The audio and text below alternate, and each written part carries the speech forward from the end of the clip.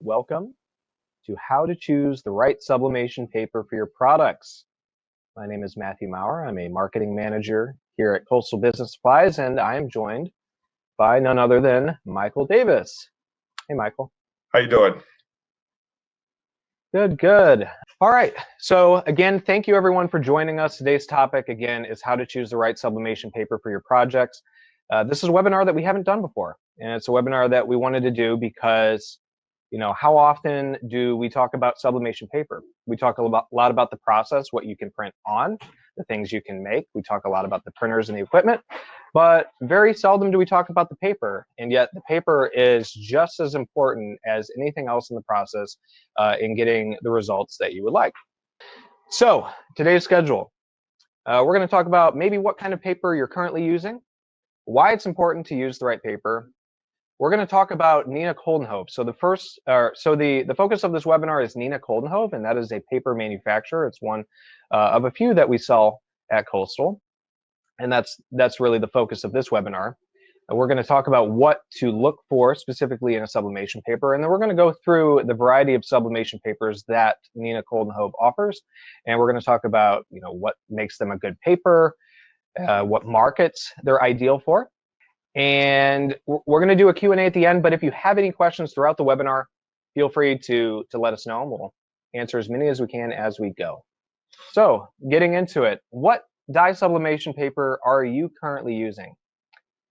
So a lot of folks will use a standard multi-purpose paper.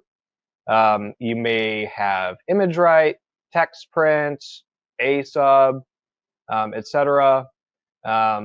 You might even use plain old copy paper. A question we get often is, can you use old or just regular copy paper? And technically, yeah, if you want to, but you're not going to get the results that you want. Would you like to elaborate on any of this, Michael? Sure. I think that, ideally the coatings were developed for dye sublimation paper in order for them to release the ink. And if you're not using a paper that's specifically made for this process, the ink a lot of times is expensive. So using a regular standard copy paper, you're probably not going to get the definition or the release of the ink that you're really looking for. So, a standalone image may look okay, but over time, you're just not going to, it's not going to release that ink, which is expensive. So that's going to become costly over time. You're not going to be able to compete with competition because you're not going to get, your product isn't going to look as well as maybe some others. And it's just better to use a coated paper made for this process. Yep. And kind of the same thing goes for the multi-purpose papers. Like they're great, and we use them all the time. But when it comes to doing specific applications, there are papers that are going to be a little bit better, which we'll get into. So who is Neenah Coldenhove? You may be familiar with this name, maybe you're not. You might know Neenah, you might not know Coldenhove. Coldenhove is a paper manufacturer that started out almost 400 years ago in the Netherlands. And so they started out in 1661, long time ago, as a small paper mill. They still operate in Eerbeek, the Netherlands today. They also developed the first dye sublimation paper in 1998. One of the things that sets Neenah Coldenhove apart from other paper manufacturers is they manufacture their own paper core, which gives them unparalleled consistency over their papers, whereas other paper manufacturers often outsource the paper core. And Coldenhove joined the Neenah family in 2017. You may be familiar with Neenah themselves. Neenah is a US-based company that was founded in the 1800s. And if you don't know them in dye sublimation, you may know them from their line of heat transfer papers, such as Jet Pro Soft Stretch, 3G Jet Opaque, etc. And so these companies both merged, and now have Neenah Coldenhove. So let's talk a little bit about what to look for in a sublimation paper, and I'll let you kind of take this, Michael. Sure. I think basically, right off the bat is the weight of the paper. But I think, you have to take a step back before that and really kind of assess what are you printing? Is it textiles? Is it metal? Is it, what polyester? coated item are you printing onto? So I think immediately taking into consideration the amount of ink that you need to put down, really, and your substrate itself really determines the paper thickness that you're really going to kind of choose to use for that specific substrate. With that being said, it goes even further into what type of coating are you really looking for? Is it going to be a tack paper? Is it going to be a paper that's just made, as Matthew mentioned, for multi-purpose, or is it just going to be strictly for textile printing by itself? And some shops do kind of do both, whether it's solid surfaces or textile. So the multi-purpose paper is kind of functionally important, just to keep one SKU in house and be able to use it for both applications. However, really finding the correct sheet for your process is really important. So another thing is obviously is paper size. Will it fit onto your printer? The Epson printers do have limitations. They do have a cover that needs to close. So you can't have a jumbo or bulk roll that we would sell to maybe somebody that has more of an industrial printer. Transfer yield is definitely important, depending on what you need to do, whether, again, a hard surface or a textile. Really getting that punch or impact from this to have these bright, vivid colors onto your substrate is definitely important, especially if you're doing photographic work, or you have a mug that really needs to keep detail or have that kind of the color spectrum look very good on it. Also, just does it lay flat, and drying speed are two very important things, because obviously if you have any kind of buckling in the sheet, you can get head strikes, which will ruin the print. And drying speed is also important, just for being able to handle it after you print onto it, and then also making sure that if you're printing onto a take-up roll, the sheet doesn't emboss onto the back of the sheet and ruin all of your prints, or you just lose some of that ink because it's not dried on the sheet and you're able to handle it. Awesome. So we're gonna get into these a little bit more, but before I do that, I forgot to share a poll that I just kind of want to get. I just want to gauge kind of what kind of printer everyone's using right now, so we just get a little bit better understanding of that. I'm sharing a poll right now that asks you, what is your primary sublimation printer? Are you using a desktop printer that would be like a Sawgrass, SG500, 1000? Maybe you have a converted Epson. Do you have an Epson F570? It's another desktop printer, but kind of in its own class. Or are you using more of a wide format printer? And when we say wide format, we're talking about like a standalone printer, such as like the Epson F6370, 9470. Those are going to be 44 inches and up. Or maybe you have a grand format printer, and those are huge printers. And if you have a grand format printer, maybe you already know everything there is to know. I would be very surprised if we had a grand format printer in here. It looks like we do not. Okay, great. So it looks like most of the results are in. So most of you are currently using a desktop printer. We have a few F570 users, and then we have one wide format user. Great. So I will preface that a lot of this is going to talk about some of the wide format papers. Now, it's not to say it isn't useful information for you. If you make the jump to a wide format printer, this is really important information. So we will cover a few papers in the beginning once we start getting into the papers that are going to be more for the desktops. So, all right, moving along. So we just kind of wanted to get a little bit more into paperweight and the importance of GSM. So when you're choosing a paper, this is one of the first numbers that you look at, is what is its GSM? Is that grams per square meter, if I'm not mistaken? Yeah. Yes. Okay. Great. And so lighter papers and heavier papers are going to be better for different applications. You want a lighter paper generally if you are printing fast, or you want a fast drying speed. You want a lighter paper as well if you have, say you're printing something with not that much ink saturation. You don't have a very detailed print. And lighter papers are also generally going to be better in low humidity environments. And if you're using one of these paper in a high humidity environment, it can adversely affect the print quality. On the opposite side of things, a heavier paper, which we would say is somewhere around 105 to 140 GSM, these are more ideal for a slower print speed. And they also usually, but not always, have a slower drying speed. And these papers are generally better if you're printing things with a lot of ink. So generally, a thicker paper, it's going to hold more ink, right?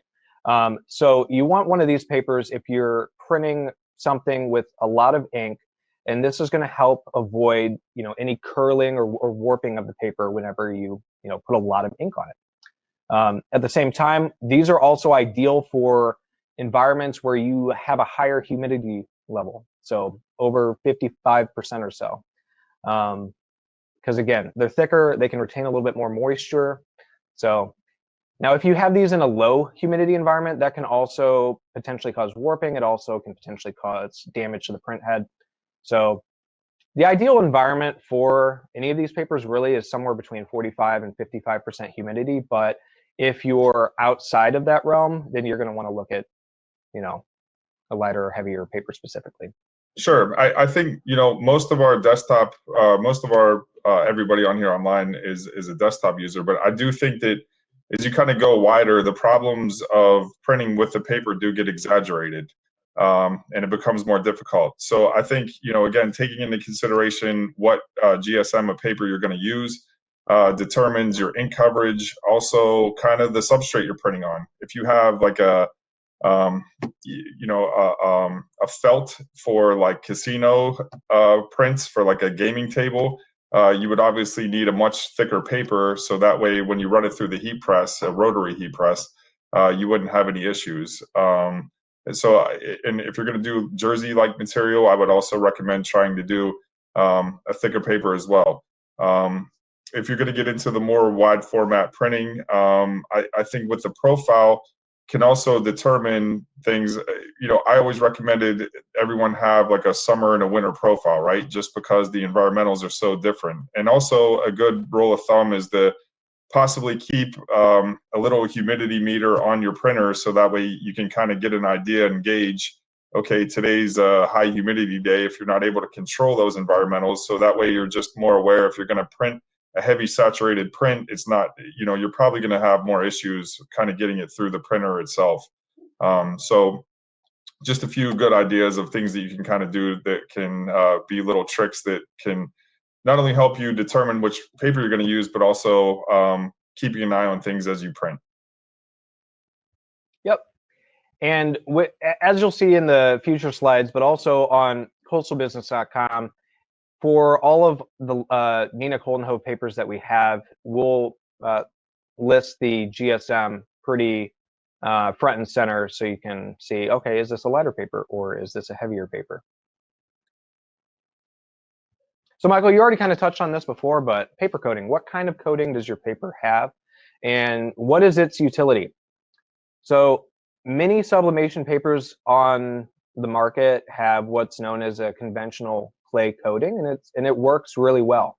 Neenah Coldenhove have their own proprietary patented coatings, and they serve specific needs. So some of them have a faster transfer time. Some of them prevent ghosting on fabrics. Some of them are ideal for accepting all kinds of sublimation inks. So some papers are a little bit more finicky for what kind of sublimation ink you use with them, and there are papers that have a specific coating that allows them to work with really any sublimation ink. And then another one is reduced rivering, which we'll talk about that in just a bit.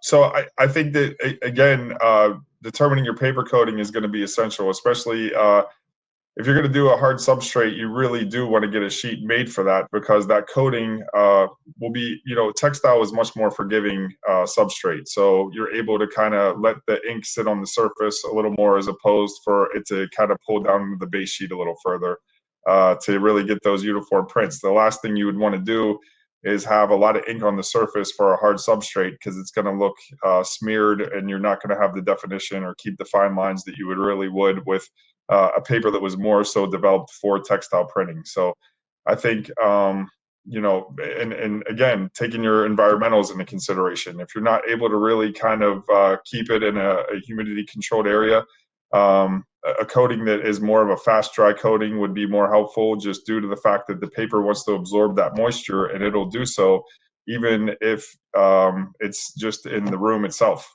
So again, some things I've always recommended is keeping the paper off of the ground, because the ground is cool and it'll absorb that moisture, and really letting the paper acclimate to the room that you're printing in for at least 24 hours before you print, I think are two good things to kind of keep in mind as you're doing this. And again, the coatings play a part in that, along with the environmentals and what you're doing as well. Michael, did you want to go ahead and talk about rivering? So Maria asked, what is rivering? I know we're going to get into it in just a few. So I know it's a term. It is. Terminology is always kind of different. In my experience, I think we determined that rivering was more, I always called it tiger striping or lightning strikes. And that's kind of when you're running a wet print through the heat press, you get these kind of wrinkles or these anomalies that kind of look similar to a delta river or a lightning strike or a tiger stripe. I do think that, there's several reasons why that happens depending on your heat press, whether you're using a flatbed or a rotary press. Tension on the heat press a lot of times for a rotary is important, just to kind of keep everything taut, so that way you don't have any of these little wrinkles. I also think that possibly on a flatbed, letting the sheet dry a little bit to the point where, and that's also due to your drivers or your profiles, getting the right ink lay down, so that way you don't have a ton of ink buildup. That can also create these anomalies where it actually creates voids in the print. And I think a lot of times this mostly happens on textiles. However, with the outgassing and the way that it outgasses, I have seen it happen on hard substrates as well. Awesome. And we'll talk in a bit about a paper that works to prevent that. So obviously another thing to look for in what sublimation paper you use is, does it fit your printer? So it may sound self-explanatory, but specifically kind of what I wanted to cover on this is, if you have an F570 versus a wide format printer, the paper rolls that you get are going to be different. They have a different size core. And so the F570 naturally accepts rolls with a 2-inch core up to 24 inches wide, whereas if you have a wide format printer, it's going to be on a 3-inch core. And that could be widths from 44 inches on up. Whereas obviously with a desktop printer, you're primarily going to be using sheets. And I think that now, to expand on that further, there are adapters made for your 2-inch core printer in order for you to actually print on a 3-inch core. However, I think if the machine was set up for a 2-inch core, trying to get a 2-inch core on that printer is probably ideal, but they do have adapters that seem to work fairly well that you could actually print on a 3-inch core if that's your preference as well. And they're just little plastic pieces that fit on the end of the roll that just expand that the core plug basically, so that way you're able to put a 3-inch core onto your printer. Awesome. Yeah, so if you don't already have an adapter, say if you have an F570 and you want to print on 3-inch cores, you would need that adapter. Otherwise, you would want to make sure that when you're purchasing sublimation paper that you have the right core size. Otherwise, it won't be compatible. Transfer yield. So this is something that we briefly touched on before, but something that you kind of want to look for, and that you'll find with all of Neenah Coldenhove's papers, is what is its transfer yield. And that specifically refers to how efficiently the ink transfers from the paper to the substrate. So if you've ever sublimated something and you notice that there's still a lot of ink left on your paper, that means the transfer yield wasn't that great.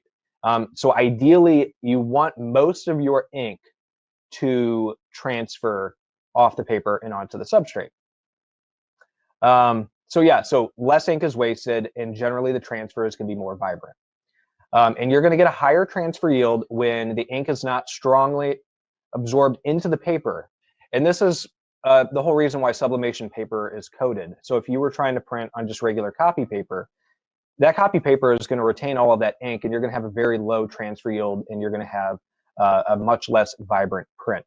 Whereas sublimation paper has a specific coating that retains the ink on top of the paper, so it has a higher transfer yield and it doesn't get absorbed into the paper. But transfer yield did touch base on this a little bit. I think that in the past, developing coatings, we always used the spectrophotometer, which is an instrument that actually would help measure color after it's transferred. So really, what we would do is we would print out patches of CMYK and then just basically test the measure the colors of each of those colors and run the same sheet behind it as an apples to apples profile to really kind of just see which paper releases the best. And Neenah Coldenhove was always the bar that was set, just due to, especially on the JetX product, because the transfer was so high. So it just, the Coldenhove papers have a very high transfer yield and just release a lot of that ink. Again, saving you money, expanding your color gamut, and just giving you the best results that you possibly can get. Awesome. All right, so let's get into some specific examples. We'll talk about some specific Coldenhove papers. And the first one, since we have a lot of desktop printers in here, if there's anything to take away from this webinar, it's the first one probably. Because this is going to be the most relevant for you right now, unless you start making the transition into more wide format printing. And that is Jetcol DHS. And I want to do another quick poll here, and just because I'm curious, have you heard of Jetcol DHS before? Oh my. This is great information. So. Definitely. Especially me as a marketer, we've done our best to market this paper because it's a phenomenal paper. And so it's interesting to hear that 81% of you have not heard of Jetcol DHS, 20% have. All right, thank you for answering that poll. So this is an awesome paper. This is one of the Neenah Coldenhove products that we carry not only in rolls, but we also have it in sheets. You can get it in mug-sized paper. You can get it in standard 8.5 by 11, legal 11 by 17, 13 by 19, etc. So it works with your Sawgrass or your Epson printer. We also have it in rolls for the F570. But really, the claim to fame for this paper, I'll start off by saying that it's a hard surface paper.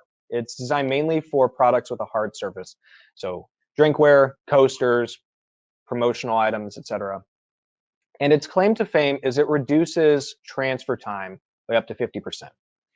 So if you have a product that normally takes 60 seconds to press, if you're using Jetcol DHS, you could try pressing it at 30 seconds and get the same results as you would with another paper, say ImageWrite, text print, etc. It might not be exactly 50% reduction, but it's up to, so it could be 30, 35 seconds, etc. The reason for this is that it has a special coating on top, which really prevents the ink from being absorbed into the paper. So the ink lays on top of the coating, which requires less time for it to transfer to your substrate, and it also takes less ink to saturate the paper. So it uses up to 40% less ink. And this, in turn, provides what we were talking about before, which is that really high transfer yield. Anything you'd like to add? Oh, well, actually, I will say, so we have a little thing on the bottom left of the slide. You will find this on any Neenah Coldenhove paper on our website. And this is kind of the basic stats of the paper. So you can quickly glean, okay, what is the GSM? So this is 120 GSM paper. So it's a thicker paper. It's a heavier paper. You can see the ink coverage. Ink coverage is how much ink can it ideally hold. And so you're generally going to get more ink coverage with a thicker paper. Transfer yield. Does it have a high transfer yield or is it a lower transfer yield? Obviously, you want to look for a paper with a higher transfer yield. In certain cases, you still want a paper that may have a lower transfer yield, like one that we'll get into in a second, because of other reasons. And then you can also see drying speed. So how fast does it dry? This one isn't the fastest drying paper, but it's still a great paper. I think those charts are very helpful because even if there are things that are like drying speed, even if that's an issue, I think if you're aware of that, you can kind of change your environmentals in order to kind of accommodate for those, where you don't have less of an advantage. So I think it's helpful to have that information so that way you can kind of prepare on your end to make sure that you optimize your environmental settings in order to overcome any of those issues. I also just think that on solid surfaces, the coatings have to be spot on. They're just so unforgiving. As I mentioned, just if you analyze things, textiles are a more forgiving surface and just easier to usually kind of work with. Solid surfaces, that transfer is just really difficult just because there's nowhere for the ink to go. It has to be profiled properly, and to get those fine lines and that definition is important. And it's just the coatings just have to be spot on. So that it has to dry a specific way, it has to release a specific way. Everything has to be done properly in order for you to get as that picture shows, those fine details on those bottles and the fine lines, and then also the color gamut as well. So next slide, we're going to show this is a real photo that we took. So we pressed 2 of our coasters with regular sublimation paper. So we just used Image Right. This is our house brand paper. It's a great paper. And we compared it with Jetcol DHS. Now what we did is the standard sublimation transfer time for these coasters is 40 seconds. That's what we recommend. We pressed both of them at half the time. And you can see what the result is. So on the right, it looks like it's a completely vibrant, perfect transfer. And on the left, it didn't have enough time. So it's not to say the left one wouldn't be great if we pressed it at 40 seconds. If we press it at 40 seconds, it would look very close to what the transfer looks like on the right side. But you can see that you can save a lot of time by using Jetcol DHS just for the transfer time reduction alone. It's a big difference. I love this slide. I think that this really shows a lot, and time is money, as they say, right? So I think this really just proves that this helps with throughput and helps with your production. It also is an indicator that this is a great coating for these solid surfaces because the initial heat and that punch of energy will really push out a lot of the ink into your substrate. So that's, again, why this paper was developed for solid surfaces and why I believe that it works so well.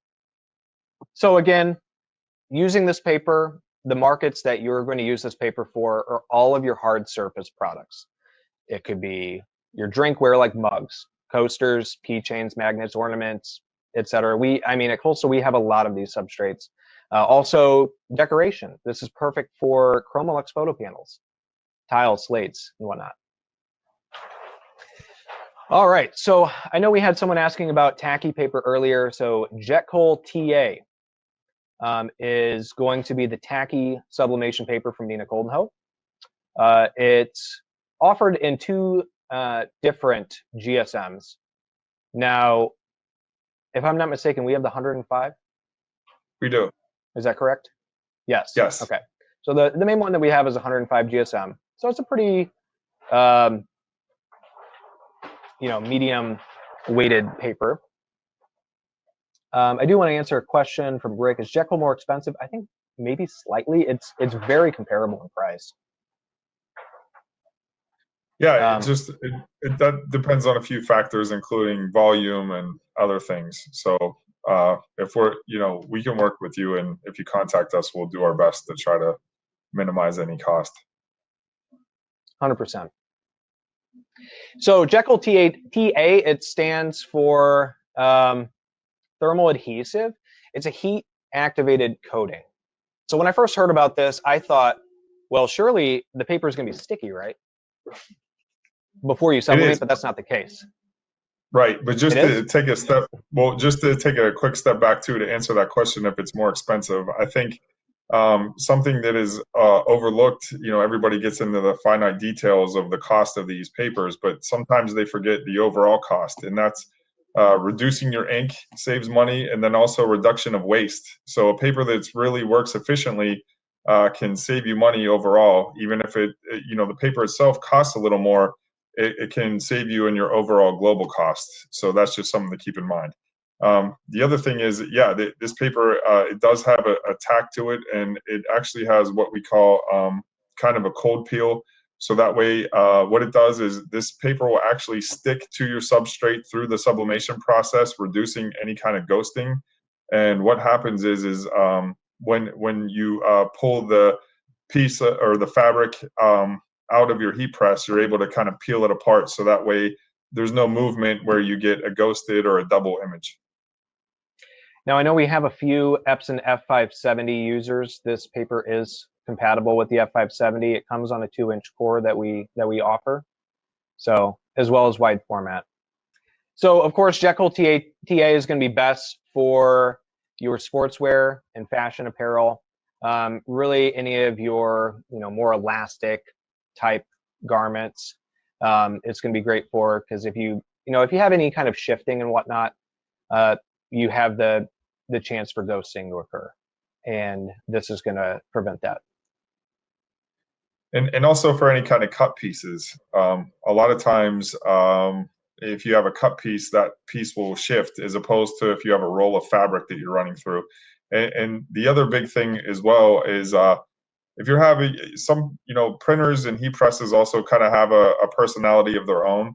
So I run into situations where somebody's had a heat press where they're four-plane geometry of how the rolls are fed through and how the press is done, and they just naturally get a lot of ghosting, and there's not much they can do except for tear apart the machine and try to rebuild it. So the tack paper was necessary in order to kind of, again, reduce their overall waste. All right. So we talked a little bit about rivering before, or you called it tiger striping. And if that's an issue that you run into, this is the paper that you want. So Neenah Coldenhove developed Jetcol HTR 3500 specifically to prevent that gas buildup, which causes those the tiger striping or rivering, if you will. This is probably a little bit more of a less common paper, would you say? More so on the desktop, but I mean, as you kind of move to the wide to grand format, I think it's fairly common actually. The wider you go, the better this actually seems to work. And that is due to how they've developed this sheet. Again, reducing rivering or any kind of issues. As I mentioned earlier, if you go to the 10-foot printing, you start to see these issues exaggerated for whatever reason. It just becomes more problematic at 10 foot. So you need a paper with better body. Some of these, even Coldenhove has developed some of these lighter sheets to kind of carry themselves similar to a heavier sheet. And this is actually one of them. So even at 105 GSM, this paper feels very rigid, so that way you don't have any issues through the heat press. Again, having those anomalies like different voids or rivering or tiger striping or whatever you want to call it, it again helps you. It's an overall good paper to just help reduce waste or any kind of issues that might occur. And so this is another one of the papers that we offer for the wide format printers. And so, I know a lot of you guys are desktop printers. That doesn't mean this information won't be valuable for you as you continue to grow your business and maybe eventually down the road, you look at adding a 44-inch printer or a 64-inch printer or whatnot. Which we would love to help you with. 100%. So again, Jetcol HTR, you're going to use this primarily for your home decor items, your textiles, your blankets, curtains, wall coverings, as well as soft signage. So banners, backlets, flags, things like that. HTR 4000, this is a heavier paper. This is 140 GSM sublimation paper. And so as we talked about before, you want a heavier paper whenever you're going to have a really, I guess I would say, intricate design with high coverage. You're using a lot of ink. So if you're printing a lot of ink, this is the kind of paper that you want. Because this paper, even if you put a bunch of ink on it, it's going to continue to stay flat. It's not going to curl. It's not going to warp, under any print conditions and ink quantity. This paper is also interesting for me because it's a heavier paper, but it also has a very fast drying time. It's a really well-rounded paper. So high drying speed, ink coverage, as well as a really high transfer yield. Again, this is another paper that's good for wide format printers. This one we carry up to 64 inches. And this is kind of a hybrid paper. It's good for both hard surfaces, kind of like the Jetcol DHS was, but it's also good for sports apparel. Yeah, I think this one is, I've been in scenarios where people have to, they're not able to, again, control their environmentals. And I've seen people where they print by a garage door that has to go up and down to receive items into their facility. So I think a sheet like this will be very forgiving. It dries fast due to the body of the sheet. I also think that you can hit it. Maybe you have a specific color outside of the gamut that you normally print and do have to lay down more ink in order to achieve a specific color. So this, again, can absorb a lot of ink at once. It's good with the environment, even if you're in a high humidity area. And I just think overall, if reduction of waste is the key, right? So I think that if you can really reduce any kind of waste with this, just because it's such a forgiving paper and so easy to work with. So the next paper we wanted to talk about is Jetcol Extreme Dry. And this is going to be one of the fastest drying papers. It's also a very thin paper. It's a lightweight paper. And so this is going to be good for your high production printers if you're wanting to print fast and you want it to dry fast. So this kind of paper is going to be really good for when you're handling the paper, when you're going to go press it, whether that be on a wide format heat press or a rotary press and whatnot. So this is one of the fastest. Yeah, well, I think you hit the nail on the head with that one. Sometimes, for whatever reason, in your production setting, your printer isn't close to your heat press, so you need to be able to print and then take it over to your heat press. And I think being able to handle the sheet after it's printed, this is a sheet that you could do that with. Also, keeping in mind, a lighter weight sheet a lot of times will push out a lot more color just due to the fact that it's just less body, which requires less energy to push through the sheet. So again, a lightweight sheet that can dry fast, so you can hit it with a lot of ink and it dries, you can handle it, and it releases a lot as well. So just a lot of good factors for this sheet. And again, taking into consideration your production, what you're printing and what you're going to make, this could be a good sheet for you if you have some of these things that you need to overcome in your production settings. Absolutely. All right, so moving right along. You touched on this a little bit earlier, JetX. This is a very lightweight paper. This is a 57 GSM. And as I mentioned earlier, Neenah Coldenhove, with all of their different coatings, this paper it's kind of a universal paper. It's designed to work optimally with all different kinds of sublimation inks. So you might find that specific papers work better with certain inks. Whereas JetX, it does its best to accommodate all different kinds. So you could say it's one paper for all different applications. This paper, I think, as you mentioned before, also has an extremely high transfer yield. And I would imagine that's due to just how thin it is.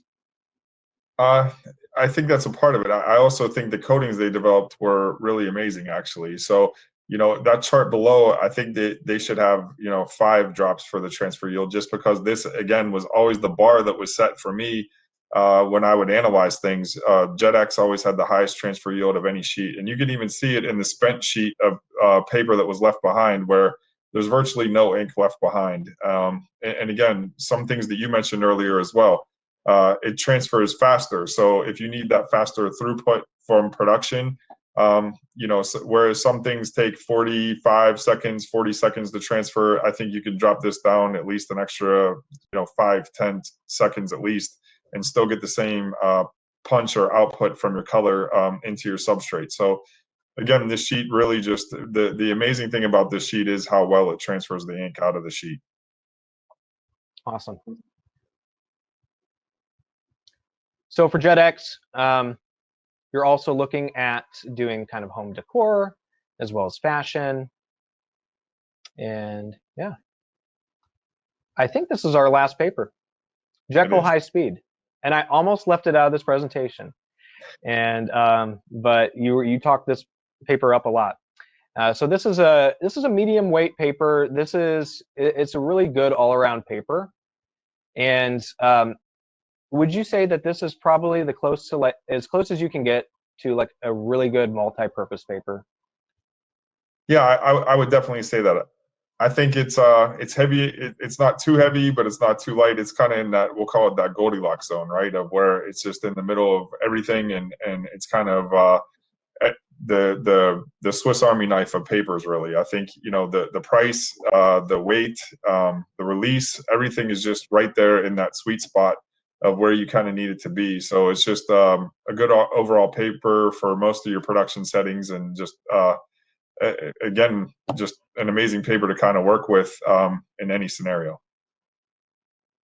100%. And that's why you'll see here on most of these slides, we outline just 2 different markets that you can work with, whereas Jetcol High Speed is really good for most markets. It's a really good all-around paper. All right, well, I guess we'll wrap things up. Again, thank you everyone for taking the time to join us today. I love this. Again, it's a topic we never really talked about before, sublimation paper. We hope you enjoyed this. And yeah, and I hope we'll see you at our next webinar. We don't have one on the books yet, but we're constantly adding new webinars to help you grow your business. And of course, if you have any questions, you can reach out to Michael here at his email address. You can contact me. I'm Matthew at Coastal Business. You can also just contact our support at coastalbusiness.com, or give us a call. Otherwise, thanks again, everyone, and have a great day. Thanks, Matthew.